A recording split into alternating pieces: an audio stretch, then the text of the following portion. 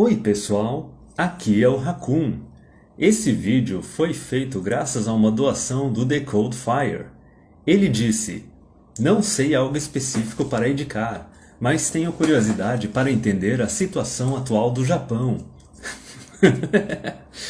Ok, deu, mas eu não podia deixar de passar essa oportunidade de imitar o Sandman. Sobre o Japão, eu vou pegar então um pouco a questão da taxa de natalidade, do negócio dos Nietzsche, dos hikikomori, dos homens herbívoros. Mas eu acho que a primeira coisa que eu posso fazer aqui é recomendar um documentário que tem no Netflix chamado Know Your Enemy. Eu vou colocar o link na descrição do vídeo, que basicamente é um vídeo antes de existir essa questão toda do politicamente incorreto, porque ele foi feito bem lá na época da Segunda Guerra Mundial, apresentando historicamente a cultura, as tradições japonesas desde o começo lá das ilhas, de quando vieram as pessoas do continente a morar nas ilhas, os conflitos entre esses imigrantes da China e da Coreia e os nativos. Só que o Japão ele é uma cultura um tanto interessante, porque basicamente ele chegou até o século XVIII, século XX, praticamente ainda tendo um sistema feudal e uma população que não só permitia ser escravizada pela figura do imperador, era praticamente uma teologia que existia. O imperador ele era visto como uma imagem do Deus na Terra, e toda a população jurava fidelidade e obediência total a ele. E isso é uma coisa que mostra no documentário do Know Your Enemy, que mostra a facilidade que o imperador e as pessoas que dominavam o Japão tinham e sempre tiveram em controlar a população e fazer a população literalmente se sacrificar pela figura do imperador, pela nação. Negócio assim da pessoa trabalhar 10, 12, 14, 16 horas por dia e achar o máximo, assim, o pessoal ficar morrendo cedo de doença e excesso de trabalho e tudo mais.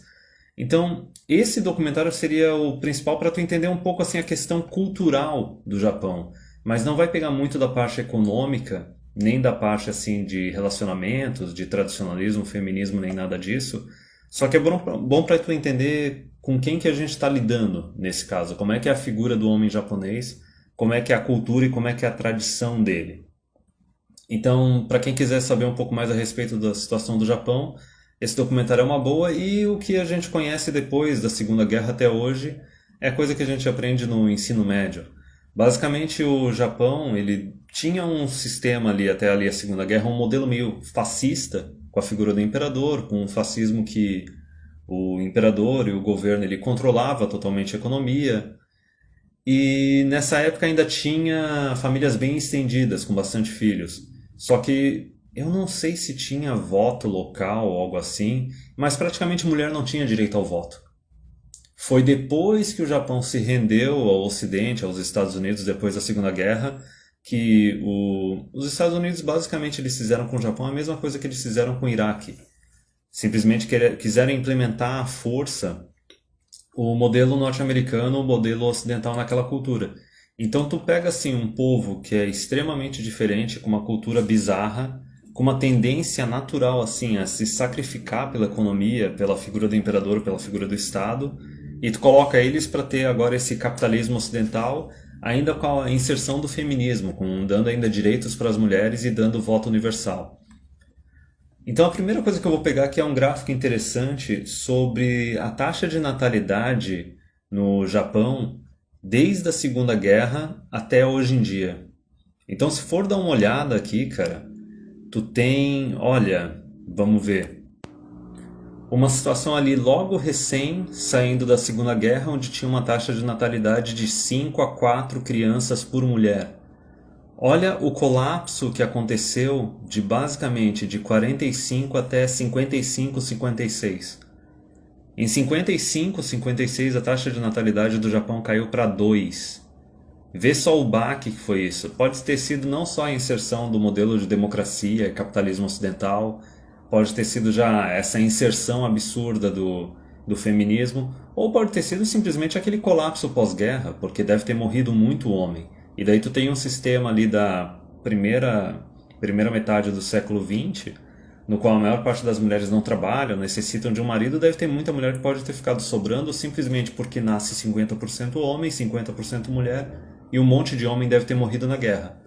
Mas enfim, se for para falar a respeito da taxa de natalidade do Japão, veja o seguinte: ali entre 55 e 75 o negócio permaneceu meio estável.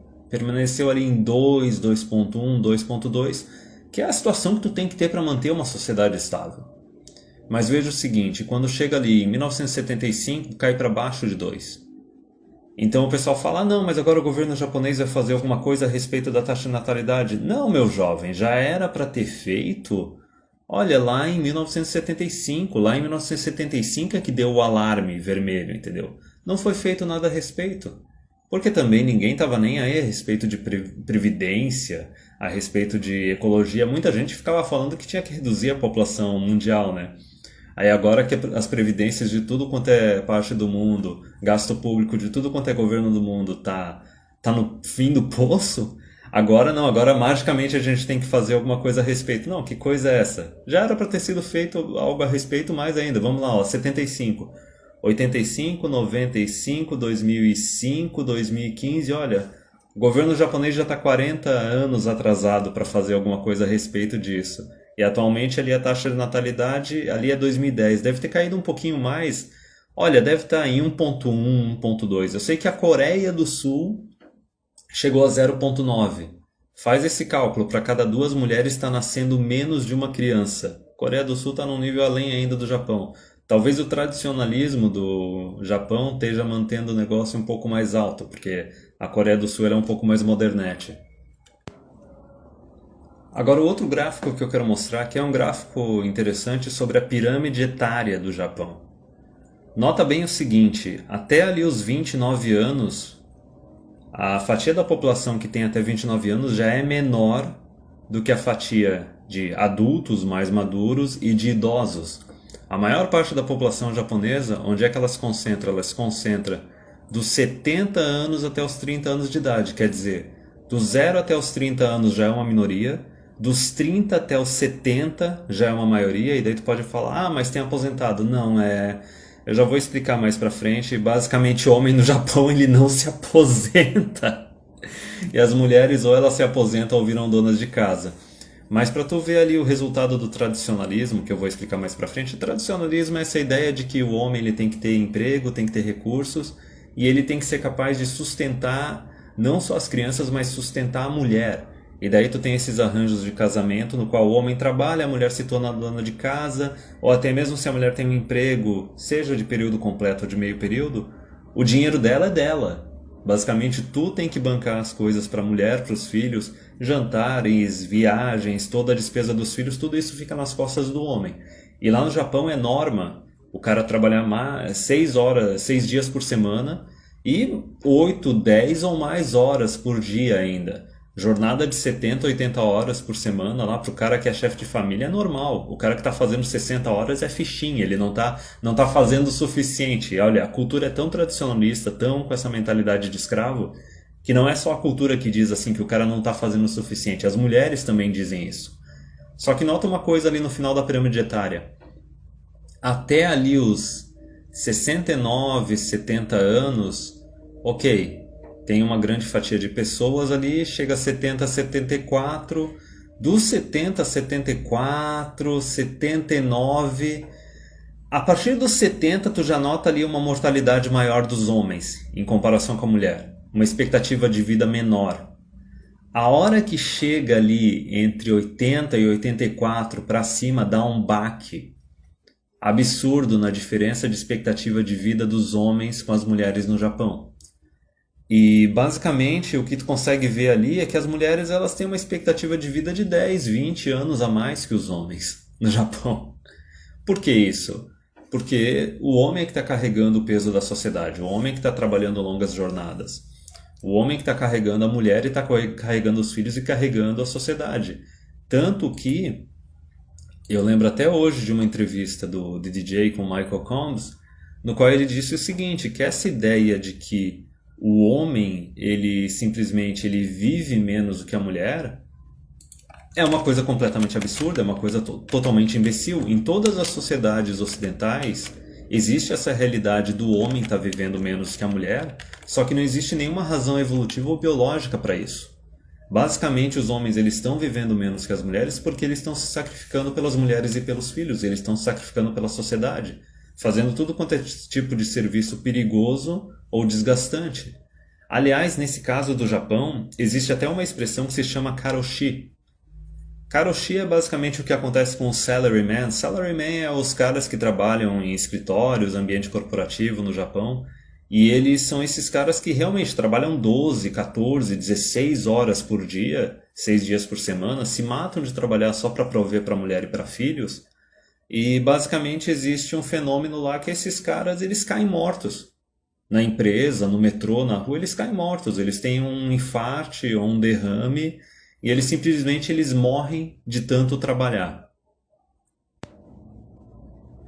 Então vamos lá. Eu dei uma pesquisada em alguns vídeos. Lógico que eu não fui simplesmente pegando e pesquisando a respeito de homem herbívoro, porque vai ter um monte de coisa de mídia mainstream que vai falar que é babaquice, que vai falar que os caras são incels, que vai falar que os caras não são uma fatia razoável da população japonesa para surtir algum efeito. Ou vão fazer que nem aquele artigo piada que eu fiz um review esse ano da Veja, falando que a Coreia do Sul era um exemplo a ser seguido, que não tem nada de errado com a Coreia do Sul, que investe em educação, adoram falar isso. Só que a Coreia do Sul é exatamente aquele lugar que a Previdência está estourando, que tem velhinha de 60, 70 anos prostituta na rua, e a taxa de natalidade caiu para menos de um filho por mulher. Então não adianta, não dá para tentar pegar coisa mainstream.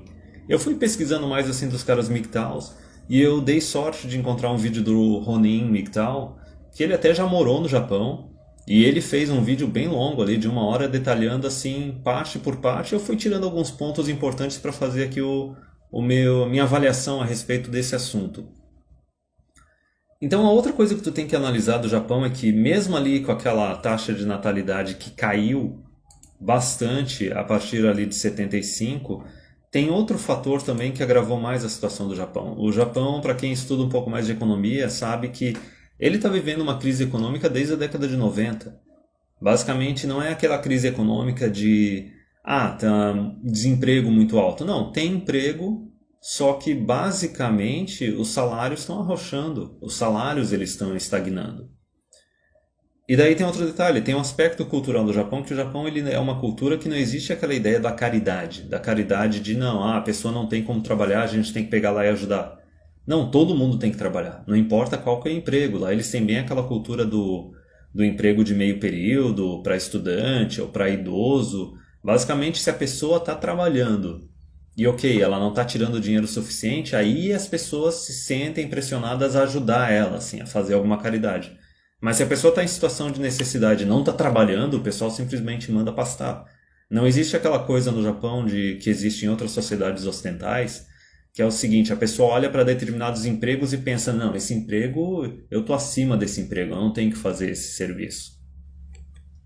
E o outro aspecto econômico no Japão é que ele tem uma carga tributária alta, certo? Tem bastante gasto assim, em educação, saúde, especialmente previdência, e ele está vivendo esse período de estagnação salarial, de crise econômica desde a década de 90. E avançando, como eu falei, o Japão ele é uma sociedade tradicionalista. É uma sociedade ocidental, só que ele é uma sociedade tradicionalista. Eu vou explicar. Nós aqui no Ocidente, América, nós vivemos numa sociedade ocidental, porém feminista. O do Japão é diferente, é uma sociedade ocidental tradicionalista. A sociedade feminista é aquela que assim, tu vai ter um governo socialista pra caramba e ele vai sair distribuindo assistencialismo, sair distribuindo privilégio, direito extra para a mulherada, independente do comportamento delas, independente de estar casada, não estar casada, de ter filho dentro ou fora do casamento, o governo vai dar uma de Lula e vai começar simplesmente a jogar dinheiro público em cima delas. Por isso que no Ocidente a gente tem essa epidemia de mãe solteira. No Japão, existe o tradicionalismo. Ele é menos pior, só que olha, tanto o feminismo quanto o tradicionalismo eles são ginocêntricos. A diferença é que assim, ó, no Ocidente aqui, o homem ele é tratado que nem gado, que nem boi na sociedade, só que ele não tem aquela pressão social de, ó, tu tem que casar, tu tem que ter filho. Até mesmo quando tu engravida uma mulher, ah, tu vai ter que casar com ela agora. Não, peraí. O cara pode numa dessas só ficar pagando pensão por fora. Aqui já não existe aquele estigma do divórcio, o estigma da mãe solteira, entendeu? Só que o problema é que aqui o negócio é ruim porque o governo não vê problema nenhum em ficar pegando dinheiro público e dando para essas mulheres mães solteiras, para essas mulheres divorciadas. Então, basicamente, aqui no feminismo ocidental, que é ginocêntrico tanto como tradicionalismo, o homem ele não tem escolha, ele não tem a opção de assim, ó, vou me casar ou não vou me casar. Ele simplesmente ele tem que ficar pagando imposto, ele tem que ficar sustentando um negócio pilantra que o governo faz de sair distribuindo dinheiro a torto e direito para pessoas que são completamente irresponsáveis. Por que do Japão é um pouco melhor? Porque o homem ele é visto como um escravo, como um boi de carga da sociedade, que nem é aqui. Só que a diferença é que lá eles não têm essa mentalidade da caridade. Eles têm aquela mentalidade de não, a pessoa é irresponsável, tem que se ralar e dane-se. Não é à toa que eu falei, por exemplo, da Coreia do Sul, que tem as velhas idosas que não tem ninguém para cuidar delas. E basicamente vão para a prostituição.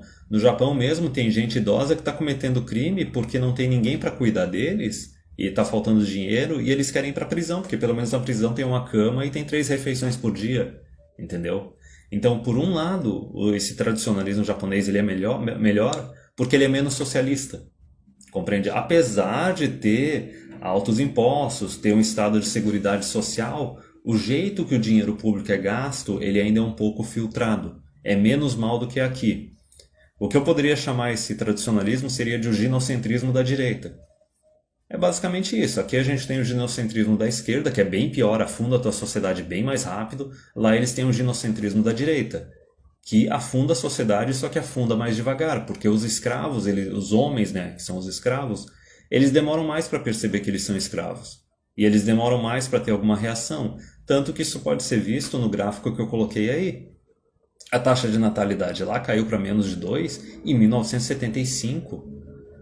Teve uma crise econômica em 90.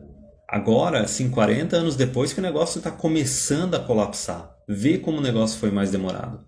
Agora vamos pegar, por exemplo, Estados Unidos e até assim Brasil.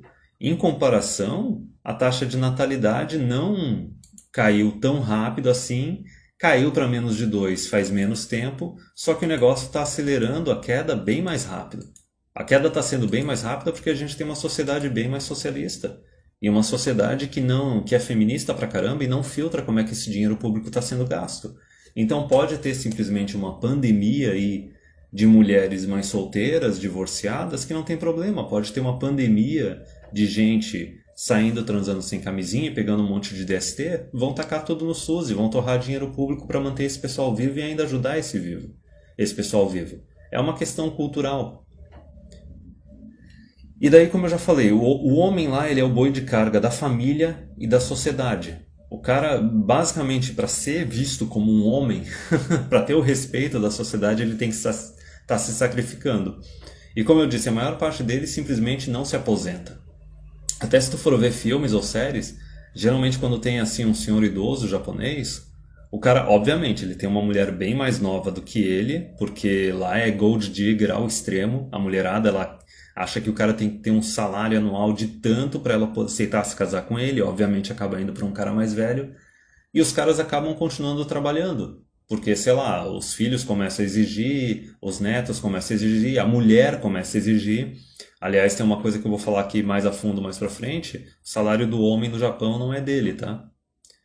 E, como eu disse, ele é tratado como escravo e a cultura promove isso. Como lá foi implementado aí o feminismo desde da Segunda Guerra Mundial, tem muita mulher lá trabalhando também, fazendo faculdade, beleza, enquanto o cara tá namorando a mulher, eles podem até dividir despesas. Geralmente no namoro elas fazem também honeypot, que é outra coisa que eu vou explicar. Só que depois que o cara tá casado, já era. Toda a despesa da família é do homem. Basicamente, o dinheiro do homem é o dinheiro da família. O dinheiro da mulher, mesmo que a mulher ainda trabalhe, mesmo que seja meio período, é só dela. Tudo quanto é despesa dos filhos vai ficar nas costas do homem. Tudo quanto é despesa de férias de viagem vai ficar nas costas do homem, jantarzinho fora também. Então imagina um país que está com alta carga tributária, estagnação salarial e uma crise que eles não se recuperaram até hoje desde a década de 90. Imagina a dificuldade que é do cara para ele manter essa imagem nesse tradicionalismo. E tem outra coisa, no Japão é um país onde tem um índice de suicídio alto pra caramba. Isso já é famoso, já faz décadas no Japão. E basicamente essa vergonha social que as pessoas têm de assim, ela não conseguiu passar numa faculdade para fazer tal curso que a família queria que ele fizesse. Ou o cara não está conseguindo prover para a mulher e para os filhos. Tipo, tudo isso acaba pressionando o homem mais e mais a ir para o suicídio. E o outro detalhe é que assim, o negócio é tão absurdo que o cara que é chefe de família, ele não pode nem possuir hobby. Ele não pode investir nem parte do salário dele na diversão dele ou na vida social dele com amigos. O cara tem que simplesmente desaparecer e viver só para a família. Se ele tiver algum hobby, tem que ser algo que consome pouco tempo e tem que ser barato, tem que ser algo que não consome recursos da família, entre aspas, né? Porque o salário é dele. Aliás, no vídeo do Running Man, ele fez uma análise de um artigo de uma mulher japonesa, um artigo traduzido, e a mulher japonesa ela mostrou claramente o dinocentrismo dela e o ódio dela contra homens quando ela falava a respeito de homens que gastavam dinheiro para ir no bar com os amigos, entendeu? Ou gostavam de um outro hobby que era dos homens ricos do Japão na época, provavelmente quando ela era crescendo, era ficar jogando golfe. E que é um hobby que é meio que caro, entendeu? Então, assim, ele era visto como egoísta, como um homem ruim, porque ele está gastando o recurso dele em algo que tem valor para a vida dele, para ele poder se divertir. É ridículo, sabe? É um nível assim de... É um nível de ginocentrismo que beira a misandria, cara. É claramente um ódio contra o homem. Existe aquela expressão que diz o seguinte, que as mulheres odeiam ver os homens se divertindo. E é verdade. Elas odeiam ver os homens se divertindo e gastando os recursos neles em algo que para elas não é divertido, em algo que elas não dão importância. Basicamente, quando elas veem o homem gastando dinheiro em algo só para ele, elas pensam, nossa, ele podia estar gastando esse dinheiro em mim, especialmente se é uma esposa. Então, ok, já deu para dar uma introduzida aí na questão do Japão, da cultura dele, da cultura tradicionalista que tem no Japão. Agora vamos falar sobre as mulheres do Japão. A questão aí das mulheres no Japão. Elas tiveram a entrada no mercado de trabalho. Lógico que isso não foi logo ali depois da Segunda Guerra, isso foi gradativo, como no resto do Ocidente. Só que uma coisa que ninguém fala a respeito é o seguinte: a entrada das mulheres no mercado de trabalho aumentou a arrecadação de impostos do governo e reduziu os salários de todo mundo. Porque imagina o seguinte, se antes tu tinha só uma pessoa trabalhando por família, basicamente tem só um imposto de renda aí para o governo cair em cima. A partir do momento que tu tem famílias com homem e mulher trabalhando, ou até mesmo mulher trabalhando antes de se casar, tem 2 salários aí para o governo abocanhar imposto de renda. E tem outra regra de mercado aí no meio. Basicamente, se tu tem uma sociedade que só os homens trabalham, então só metade dos adultos trabalham. A partir do momento que as mulheres começam a trabalhar, tu tem o dobro da quantidade de adultos trabalhando. Salário vai cair pela metade, cara. Não tem como ter saída disso. Talvez isso explica a estagnação salarial de todos os países do Ocidente aí na segunda metade do século XX. Porque é lógico, não ia ser um negócio, olha, agora as mulheres estão começando a trabalhar, salário de todo mundo vai ter que cair pela metade. Não. O que eles devem ter feito deve ter sido o seguinte: cada ano que passava, salário aumentando abaixo da inflação. Basicamente um arroxo salarial absurdo, que dura anos, que dura décadas, para chegar num momento em que, olha, hoje em dia, por exemplo, precisa de 2 pessoas trabalhando para ter uma quantidade de renda suficiente para manter uma família. Sendo que antes, coloca aí umas 3, 4 décadas atrás, ou 2 décadas atrás, não, acho que 3, 4, com o salário de uma pessoa tu já mantinha uma família. Então a gente, assim, nós somos basicamente a geração que está pagando o preço, não só aqui no Brasil, mas no Japão também. Então tu pega aqui o pessoal, por exemplo, Baby Boomer tinha a condição ali clara do homem trabalhar e sustentar a família. Aí tu pega a geração X, ok, o negócio já piora um pouco. Chega na geração Y, putz, ferrou totalmente, entendeu? O cara não tem como fazer isso. Eu não sei, não tem como pesquisar a fundo, porque eu acho que assim, a população japonesa ali na Segunda Guerra e pós-Segunda Guerra era tão miserável, tão pobre, que mesmo naquela época eles trabalhavam assim longas jornadas. Só que talvez, se não tivesse ocorrido essa entrada das mulheres no mercado de trabalho, com a inovação e evolução tecnológica que ocorreu lá, talvez o homem japonês, com o passar do tempo, ele pudesse ter reduzido a jornada de trabalho dele e ainda assim conseguido manter um dinheiro para se tornar atraente o suficiente para a mulher se casar com ele e ter filho e para conseguir sustentar uma família. Só que voltando aqui à questão das mulheres, então, a gente tem nesse período pós-Segunda Guerra a entrada das mulheres no mercado de trabalho, o que reduz os salários da mão de obra nacional pela metade, porque agora tem o dobro da quantidade de trabalhadores. Só que tem uma questão muito importante aí, a sociedade é tradicionalista. Então a mulher ela termina o ensino médio, começa a trabalhar, e daí quando ela se casa ela larga o emprego e se torna oficialmente só dona de casa. E continua sendo dona de casa até mesmo quando os filhos estão maiores e não precisam mais de tanto cuidado. Basicamente, por que a sociedade está investindo para elas estudarem? De que adianta elas terem um emprego se depois que elas se casam elas largam o emprego ou trabalham só esporadicamente, meio período?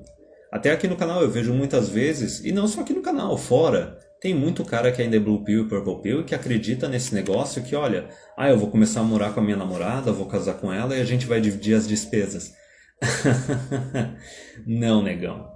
A hora que ela tiver uma união estável, um casamento em cima de ti, e ela souber que ela tem as tuas bolas na mão dela, ela tem toda a liberdade do mundo para simplesmente parar de trabalhar e te colocar para ficar sustentando ela. E se tu disser não, olha, tu vai tomar um divórcio e daí a facada que tu vai tomar vai ser ainda maior. E tem outro agravante aí no Japão também. As mulheres também elas fazem ensino superior, como na maior parte do Ocidente. Vamos avaliar mais detalhadamente por que isso é ruim. Primeira coisa, ensino superior para todas as mulheres. Uma faculdade é o quê? Uns 4,5, 4 anos, 5 anos, dependendo do curso. Então essas mulheres elas vão passar 5 anos da idade da juventude delas, que elas estão mais férteis, que é a melhor época assim para começar a casar, para começar a fazer filho, elas vão passar estudando. Para daí ocorrer depois aquela inflação da hipergamia dela, que é o seguinte: a mulher que tem ensino superior ela não se relaciona com um cara de longo prazo para casar e ter filho que não tem ensino superior. Ela pode até ter feito uma graduação lixo, que ela vai ganhar R$1.500 por mês, e pode conhecer um cara colarinho azul. Ela colarinho branco porque tem ensino superior, um cara colarinho azul que não fez ensino superior, mas tem um salário de R$2.000, R$2.500, R$3.000. É capaz da mulher não querer se casar com esse cara, porque o salário, mesmo ele tendo salário mais alto, porque ele não tem ensino superior. Para ela é uma queda de status, entendeu? Ela precisa de um cara que esteja acima disso.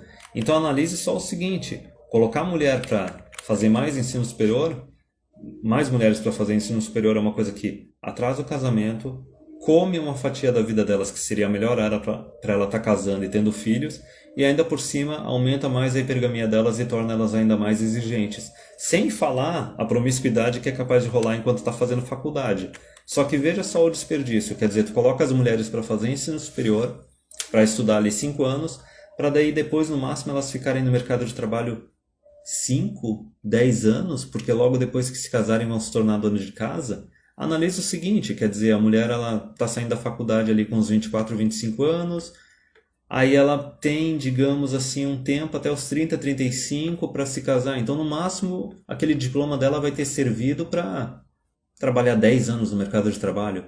Olha a quantidade de recursos que a sociedade está jogando em cima dessas mulheres para simplesmente dificultar mais a quantidade de casamento e a taxa de natalidade no país, nos países, né, em questão, porque não é só no Japão que isso acontece, e daí depois não ter retorno. Porque tu podia ter colocado um homem para fazer ensino superior e ele ia claramente trabalhar uns 30, 35, 40 anos. Agora tu coloca a mulher para fazer ensino superior e ela vai trabalhar 5, 10 anos. Desperdício total. Isso ferra ainda mais com as contas públicas, porque pode ter certeza que tem algum programa do governo ali para financiar o ensino superior, mesmo que depois a mulher vá pagar, mas daí o governo entra com uma parte e elas pagam uns juros menores. Isso quando é a universidade pública, que não sei qual é a questão ali no Japão, mas eu acho que não, acho que elas são privadas, mas pode ter certeza que tem dinheiro público aí no meio, até nos Estados Unidos tem. E como eu falei também, tem esse tradicionalismo do Japão, mas olha só como é conveniente, né? É o tradicionalismo só quando é conveniente para a mulher. Quer dizer, o negócio do homem ter que se matar de trabalhar e sustentar a mulher e os filhos, isso tem que ser mantido do tradicionalismo. Mas aquela questão da mulher casar jovem, da mulher casar virgem, da mulher simplesmente não fazer sexo antes do casamento e tal, toda aquela parte que era ruim, ah não, essa parte não precisa. Então, mesmo tendo um tradicionalismo ali no Japão, promiscuidade está normal, que nem o resto dos países do Ocidente, e o sexo antes do casamento também é uma coisa normal. Então, simplesmente não tem nada que feche ali que torne o negócio correto ou torne o negócio justo. E agora vamos falar do casamento, certo? Como eu disse, o sexo antes do casamento ele é normal, a promiscuidade lá no Japão também rola solta, mesmo tendo uma sociedade ali tradicionalista. E daí, basicamente, o que acontece é o seguinte, no casamento, o homem japonês ele tem acesso ao sexo da esposa dele antes do casamento e até os filhos nascerem. É muito comum, isso já fala em vários veículos de mídia, que basicamente tem um monte de casamento lá no Japão, que é casamento morto, que é aquele casamento que fazem meses, se não anos, que o homem e a mulher eles não transam. E a mulher pode simplesmente cortar o sexo do marido e ele não pode fazer nada a respeito. E outra coisa que é famoso nas mulheres asiáticas é o seguinte, é o honey pot. Honey pot é o seguinte, tu tá conhecendo a mulher, tu tá namorando ela se esforça pra caramba pra dar o melhor sexo do mundo pra ti. Ela esvazia tuas bolas com todo o vigor. Só que daí o negócio é o seguinte, ela faz isso até a hora que vocês se casam. A hora que vocês se casam, o negócio diminui. A hora que tem os filhos, o negócio diminui. E lá no Japão isso é básico, assim, é o básico. Um monte de cara ocidental fala a respeito disso. Que elas fazem esse honey pot. Então pensa, cadê o benefício do cara nesse caso? Outro detalhe, eu li uma pesquisa no Twitter que mostra um monte de país lá na Ásia, não só o Japão, mas Indonésia, Japão, China, Coreia do Sul, que olha só o que acontece. O salário do homem simplesmente chega, vai para a mão da mulher, a mulher cuida do salário e a mulher tira do salário do homem uma mesadinha para dar para o homem. Pensa isso. Tu é o chefe de família, basicamente era para tu ser o chefe de família, mandar na mulher, mandar nos filhos, não, negão. Teu salário vai chegar na mão da tua esposa, a tua esposa que vai decidir o orçamento da família, o que vai ser gasto, o que não vai ser gasto, o que vai ser comprado, e tu vai receber uma mesadinha. E se tu quiser que a tua mesada aumente, então tu tem que ralar mais e tu tem que ser promovido na empresa e aumentar o teu salário, porque senão... Por que um homem iria aceitar isso, não sei. E chega até o ponto no Japão de as mulheres manterem contas correntes secretas. Então pensa o seguinte, essa sociedade tradicionalista, que com certeza tem umas leis de violência doméstica, que nem tem aqui no Brasil, que a mulher muito provavelmente depois do divórcio, ela tem a guarda unilateral dos filhos só para ela, e ela pode detonar com o cara no divórcio, receber pensão, partilhar os bens e tudo mais, e ela ainda pode manter conta corrente secreta do marido, e o homem não pode manter conta corrente secreta dela. Quer dizer, a mulher ela pode se planejar de antemão, alguns meses, alguns anos antes de se divorciar do cara, só esperando os filhos ficarem um pouco maiores, e ela mantém uma conta corrente secreta, para sair com um bônus absurdo na hora que se divorcia.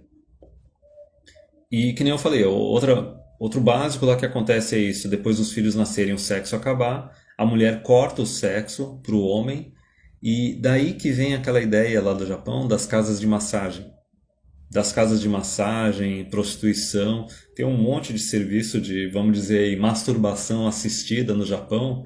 Então pensa só isso, tu é um chefe de família lá no Japão, tu vai se casar com uma mulher, beleza, ela vai fazer um pouquinho de honey pot para ti, até vocês se casarem, até os filhos nascerem.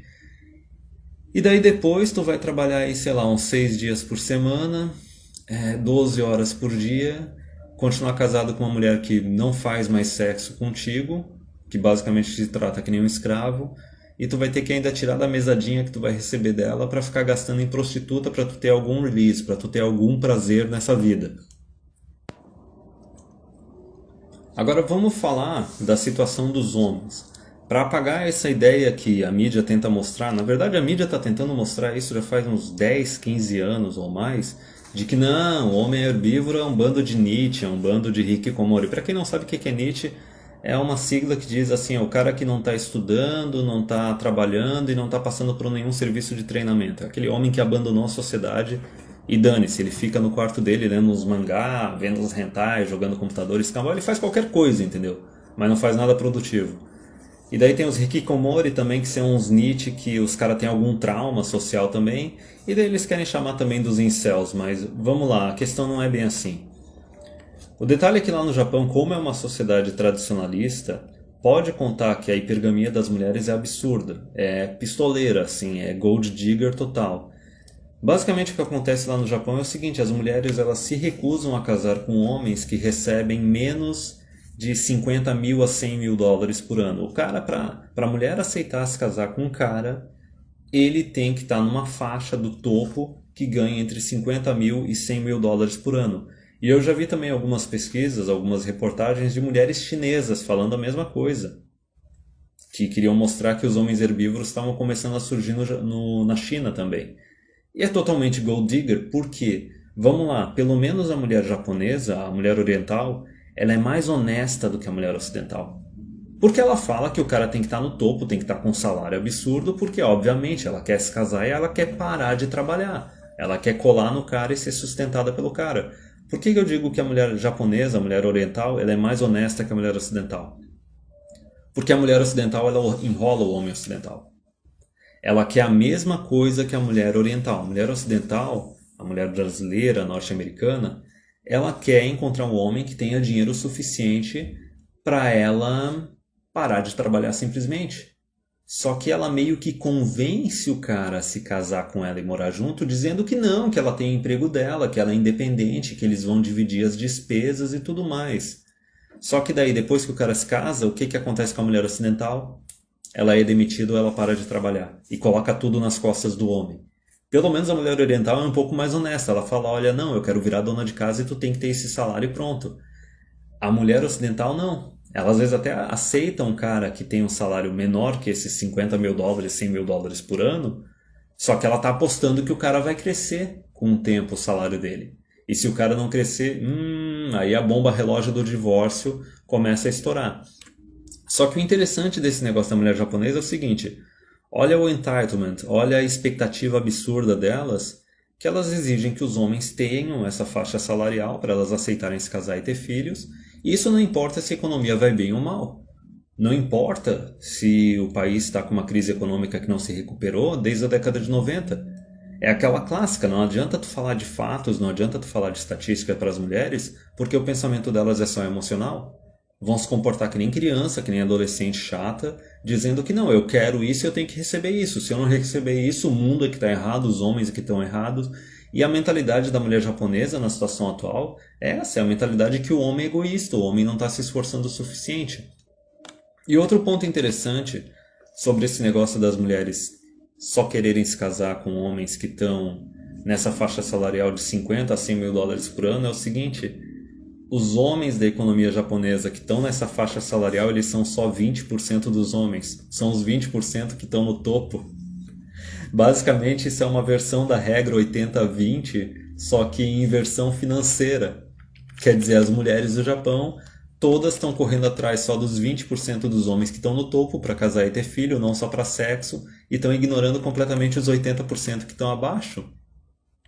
E esses 80% que estão abaixo, eles são simplesmente invisíveis para elas. Não tem o que fazer.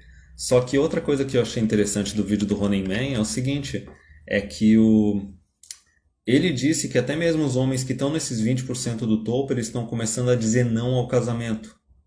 Por causa do nível de tradicionalismo, do nível de ginocentrismo que existe nessa sociedade. E eles viram os pais deles se matando de trabalhar pela família e eles não querem fazer a mesma coisa, não querem passar por esse mesmo histórico. E uma outra coisa interessante também, engraçada, mas é um comentário. Eu lembro que eu vi uma vez um vídeo do Vice falando sobre amor, sobre relacionamentos no Japão.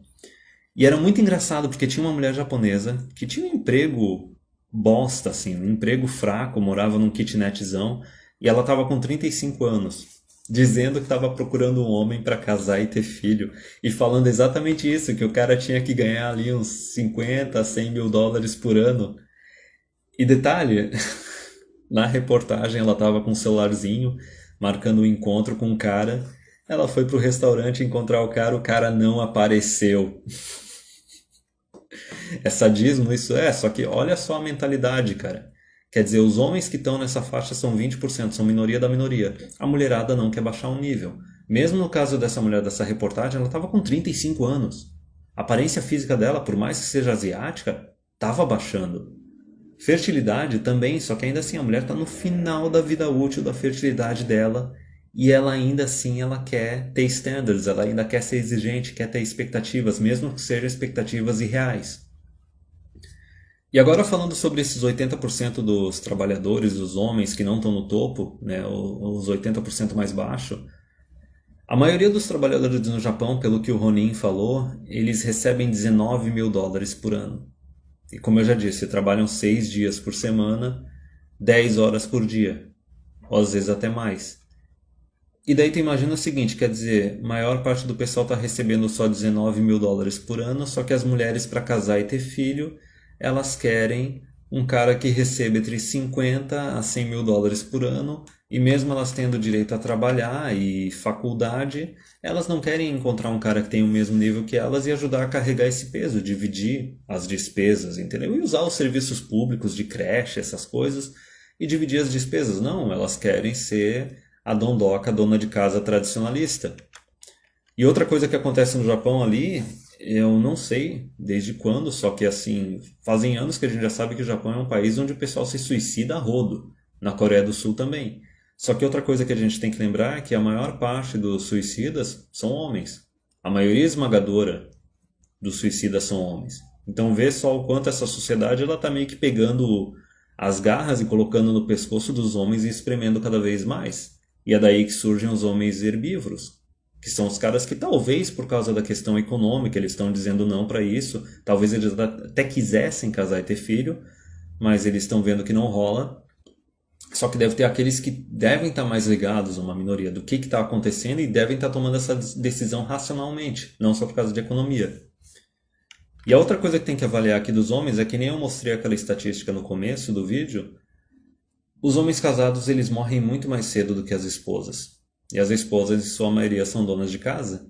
E olha que engraçado, né? No final das contas elas ficam com a herança, com o cara que está se sacrificando trabalhando pra caramba para ela ser uma dona de casa. Tu quer uma definição maior de sacrifício do que isso? Um sacrifício sem nenhuma recompensa, né? Por isso que é sacrifício. E o Running Man mesmo, ele falou que ele já morou no Japão. E ele disse que a coisa mais clássica era tu olhar, por exemplo, quando tu ia para um shopping center, para uma loja de departamentos no dia de folga, tu via um monte de mulher. Um monte de mulher sorridente, consumindo e tal, tendo a vida de dondoca dona de casa. A hora que tu ia, por exemplo, pro metrô, tarde da noite, aí tu via os homens desgastados, com uma cara de emburrado, uma cara de morto. Daí tu vê quem é que está dominando a situação, né? Quem é que está dominando a sociedade. Então, como eu disse, assim, tem a reação. A reação, assim, o que a gente pode pegar é o seguinte. Tem um vídeo do 13 Monkey que eu estou colocando aqui na descrição, que ele fala um pouco a respeito do que aconteceu já nos últimos, digamos assim, 5, 10 anos. Que o governo japonês está percebendo que os homens eles estão abandonando a vida corporativa, abandonando a vida profissional. Não necessariamente eles estão se tornando nits ou hikikomoris, que estão simplesmente parando de trabalhar. O homem herbívoro ele trabalha. Só que ele trabalha num emprego mais tranquilo, com um emprego de salário mínimo, provavelmente naquela faixa lá dos 19 mil dólares. Eles simplesmente viram que, olha, não tem como eu alcançar esse nível que a mulherada está esperando, a mulherada está muito exigente. Mesmo que eu me esforce pra caramba, as chances de eu chegar nesse nível é baixo demais. Então o cara decide viver para ele. E provavelmente ele talvez até se ele tiver um dinheiro sobrando, ele deve usar esses serviços de prostituição, serviços sexuais, que até mesmo os homens casados, que as esposas não transam mais com eles, também usam. E daí o cara tem o kitnetzinho, tem o computador ali, tem a TV, tem os hobbies dele, e o cara simplesmente decidiu viver desse jeito e pronto. E daí no vídeo do TFM, que é até um artigo que ele colocou anos atrás no Sharing of the Eagle, que é o blog do Barbarossa, qual é a proposta do governo japonês para tentar solucionar isso? Vamos lá, incentivar a mulherada a abandonar a carreira mais cedo para dar mais oportunidades de trabalho para os homens, reduzir gasto público, tirar a licença maternidade para fazê-las colarem num homem. Não. A solução do governo japonês é criar mais creches e criar mais serviços e mais benefícios públicos. Basicamente, tu tem um país que a carga tributária já está alta pra caramba, os salários estão estagnados. O objetivo deles é simplesmente torrar mais dinheiro público. A única coisa que eles souberam fazer a respeito dos homens que estão abandonando a sociedade é só shaming. Só ficar xingando, só ficar pressionando. Agora, criar políticas para incentivar esses caras, ou até dar reservas de estudo, reserva de trabalho para eles, ou financiamento, não, nada disso. O cara tem que ralar e tem que ser um escravo. Se for criar alguma coisa, tem que criar para a mulher.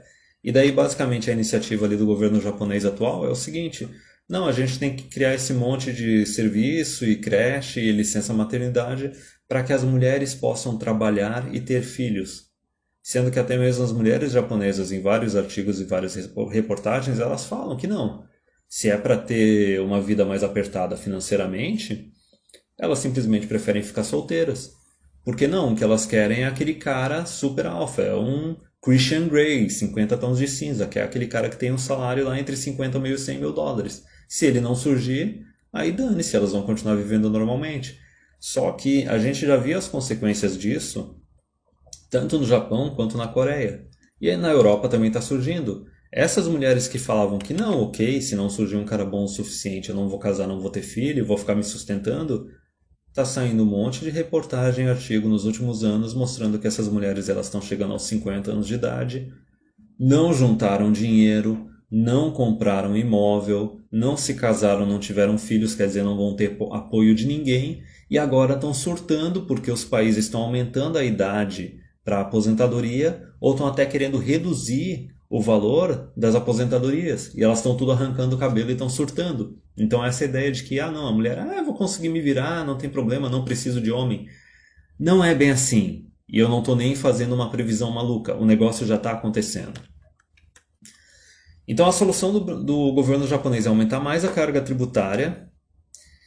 Só que o detalhe é que as mulheres também, geralmente elas trabalham jornadas menores, elas trabalham em áreas que pagam menos do que as áreas que os homens pagam, tanto que elas estudam coisas diferentes nas universidades.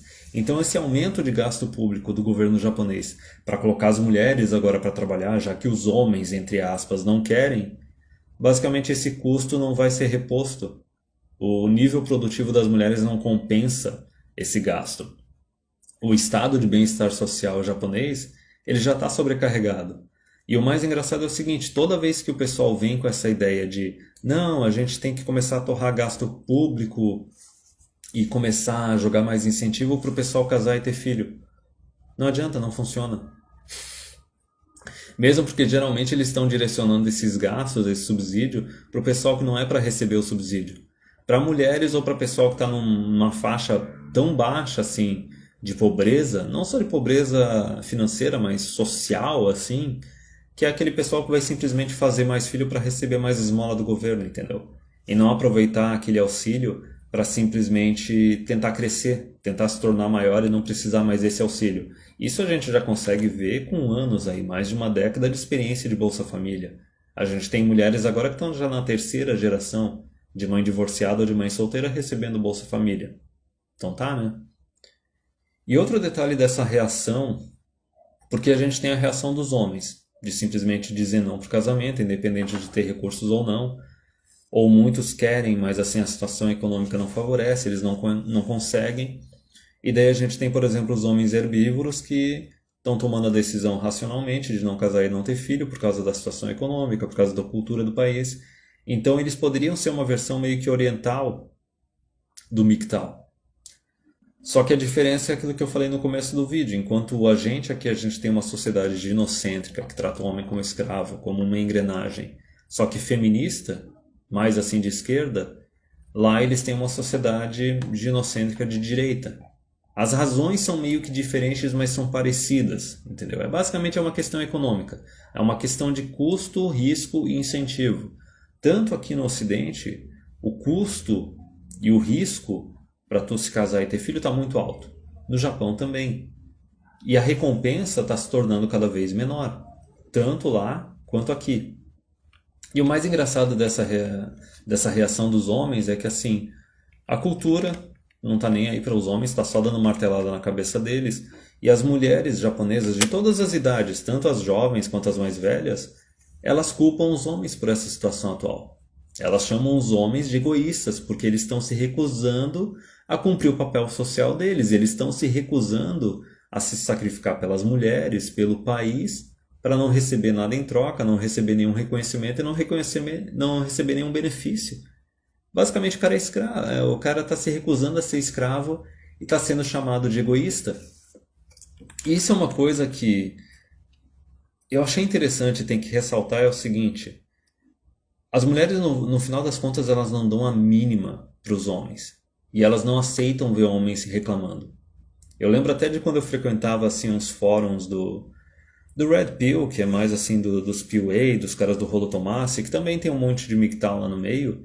Tinha um monte de relato de cara assim que tomou uma demissão e ao invés de surtar assim próximo ao amigo e começar a chorar, o cara fez isso na frente da mulher.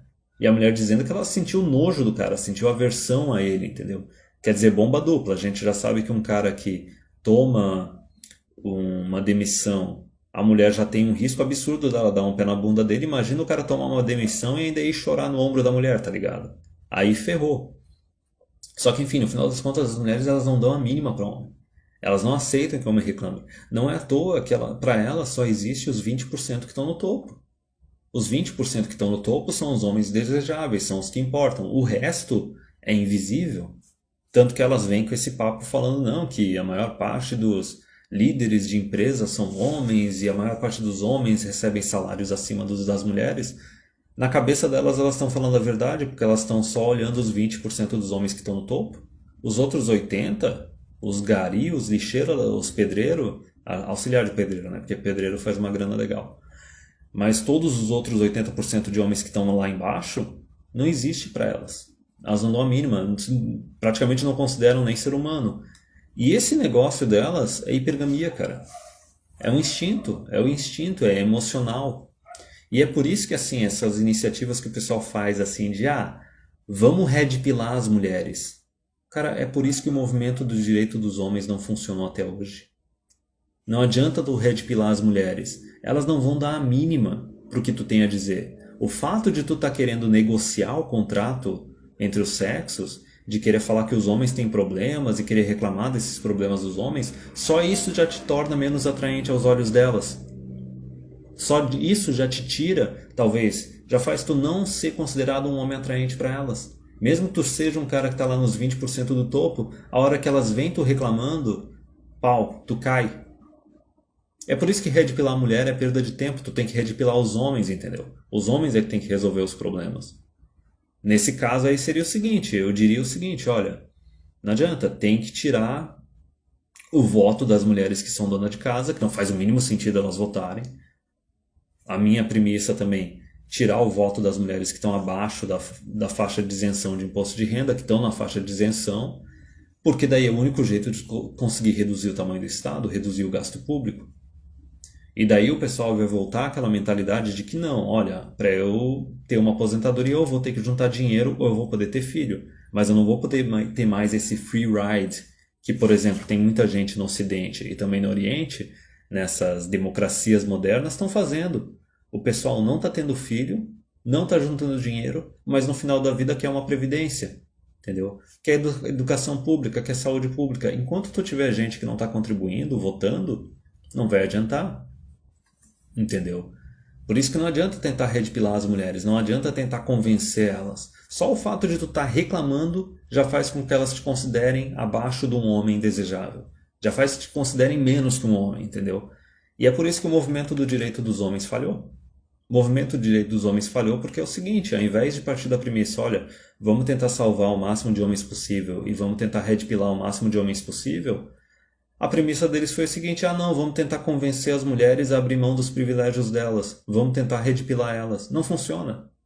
Até mesmo o Third Fling Monkey, ele fez um exercício mental uma vez, ele disse o seguinte, mesmo que tu pegasse uma mulher que encalhou, que está com 40, 50, 60, e tu redpilasse ela e desse uma máquina do tempo para ela, ainda assim ela ia voltar à juventude dela e fazer quase tudo exatamente do mesmo jeito que ela fez.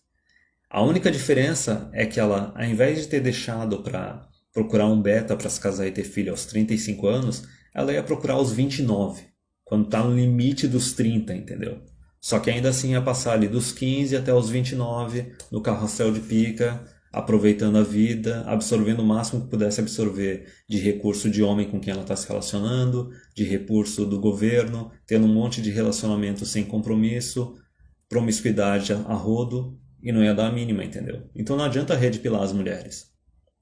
Por isso que assim, elas não vão abrir mão dos privilégios delas. Não adianta reclamar, não adianta tentar convencer.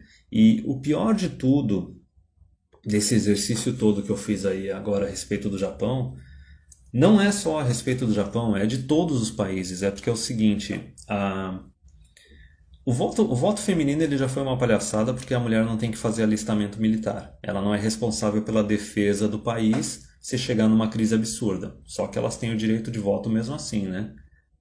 E, logicamente, teria que ter o outro filtro, né, que eu digo que é a pessoa que paga um imposto de renda razoável que deveria ter direito ao voto e os outros não, mas isso também aboliram. Isso é uma coisa que existia mais antigamente, mas tiraram.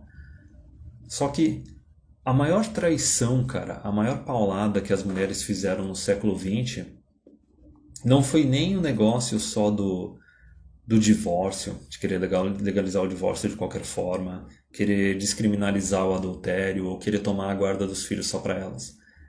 A maior facada nas costas dos homens foi na segunda onda feminista, lá na década de 60, 50, quando elas começaram a entrar no mercado de trabalho e a entrar nas universidades, e a promessa seria a seguinte, seria que, olha, agora as mulheres vão começar a estudar, vão começar a trabalhar, e daí o homem ele não vai precisar mais ser aquele chefe de família que tem que sustentar todo mundo sozinho, a esposa e os filhos. Agora a mulher, ela vai trabalhar também, ela vai dividir as despesas, vai adquirir o imóvel junto com o homem, vai permanecer junto com ele, dividir as tarefas, dividir as responsabilidades junto com os benefícios. Essa foi a maior facada, cara. Foi a maior facada do século XX, foi a maior mentira. Porque quanto mais tu vai ver aí artigos, estatísticas, reportagens, tu vê claramente. Não importa, tu dá a oportunidade de estudo e de trabalho para a mulher, ela simplesmente se torna mais exigente. Ela quer um cara que provenha mais e mais ainda. Não importa se a quantidade desses homens na sociedade é mínima, ou inalcançável, ou quase inexistente para elas. Olha o exemplo do Japão. A maioria dos trabalhadores ganhando $20.000 por ano, só que elas querem porque querem um cara que ganha entre 50 e 100 mil. Isso não é só no Japão, cara. Em todos os países aconteceu isso. Na Europa aconteceu isso. Na América do Norte aconteceu isso. Aqui no Brasil aconteceu isso. Basicamente foi a maior facada, a maior traição do século XX foi isso.